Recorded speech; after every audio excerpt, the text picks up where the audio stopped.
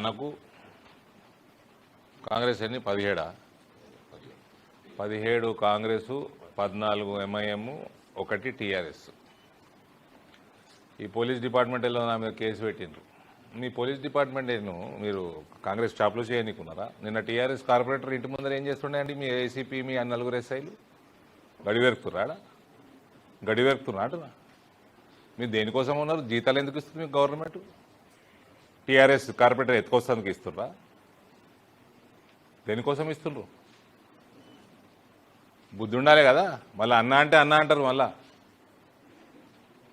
TRS corporator ఇంటి ముందర ఏం చేస్తారు? మీ 4 ఎస్ఐలు ఏసీపీ. టీఆర్ఎస్ కార్పొరేటర్ ఏడున్నాడు ఇప్పుడు?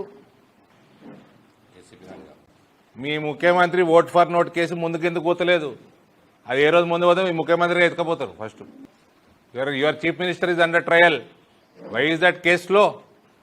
రానియక ఎవరిని ఇటువంటి కార్యక్రమాలు చేస్తే ఎత్తుకపోవడం ఇవన్నీ చేస్తే టీఆర్ఎస్ వాడికి గతి ఏమైందో అదే గతి పడుతుంది మీకు కూడా. టీఆర్ఎస్ పరిస్థితి ఏముంది? వాళ్ళు నిజామాబాద్ పార్లమెంట్లో గాయబున్నారు. మీ గతి కూడా అంతే పడుతుంది. నీదేమి బలమైన ప్రభుత్వం కాదు, నువ్వేమైనా బలమైన పొజిషన్లో లేవు. ప్రజలు నిన్ను చీకొడుతున్నారు. దానికి తోడు మళ్ళీ ఇట్లా కార్పొరేటర్లను ఎత్తుకపోడు ఇవన్నీ చేస్తే ఇంకా చీకొడతారు రానున్న కాలంలో. కాబట్టి ఈ పోలీస్ డిపార్ట్మెంట్ని వాడుకోవటము, పోలీసులు మీరు నా మీద ఏంటంటే కేసు పెట్టేది? నేనే పెట్టాలి మీ మీద కేసు. మా క్యాండిడేట్ని బయటికి వెళ్ళగొడుతున్నారు. పోలింగ్ బూత్లకు వెళ్ళి ఒక పోలీసు వాడు వచ్చి చేతి గుర్తు కొట్టేయమంటాడు. నేను డిపార్ట్మెంట్ అయ్యింది ఇది. మళ్ళీ టీఆర్ఎస్ని ఎత్తుకురావడానికి కాంగ్రెస్ వాళ్ళకి సహాయం చేస్తారు. మేము లా అండ్ ఆర్డర్ మెయింటైన్ చేస్తారా, బ్రేక్ చేస్తారా? మీరు ముఖ్యమంత్రి ముద్దాయి ఉన్నాడు.